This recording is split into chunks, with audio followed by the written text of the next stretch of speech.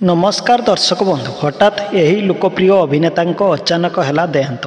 वर्तमान सिनेमा जगत को आसी बहुत बड़ दुखदायक खबर। तेबे कौन होता यही अभिनेता अचानक कहीं देहांत संपूर्ण खबर बा तथ्य जानापी वीडियो को प्रथम शेष पर्यटन देखा सहित वीडियो को लाइक कमेंट शेयर करूँ और चैनल को सब्सक्राइब करूँ।